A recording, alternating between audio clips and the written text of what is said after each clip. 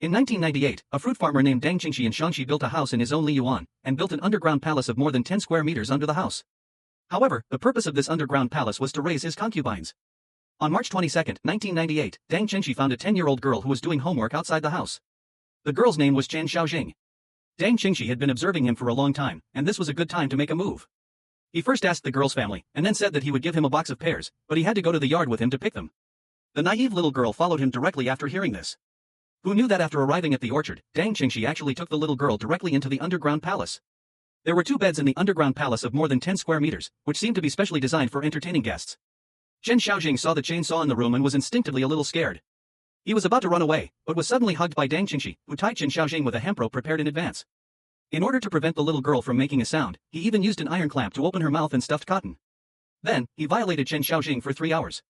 Afterwards, he dragged the weak Chen Xiaojing to the back mountain with a cart and buried her. He was afraid that others would find her but couldn't bear to kill her. After the incident, Dang Qingxi went around the village, especially Chen Xiaojing's house. He found that everything was very calm. In the evening, he returned to the back mountain and dug out Chen Xiaojing. Dang Qingxi violated Chen Xiaojing again, and the little girl cried in pain, but Dang Qingxi was indifferent to it. After the incident, Chen Xiaojing was already dying.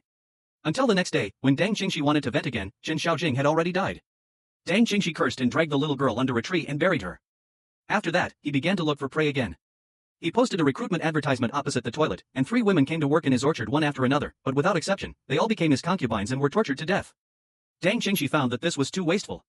It would be great if there was a long-term one that could satisfy his desire. Later, this idea was implemented on his own niece. On this day, 14-year-old Zhang Hong was doing homework at home alone. Suddenly, his uncle came in and said that he had something to do with his mother. When he learned that his niece's mother was not at home, he asked him to help.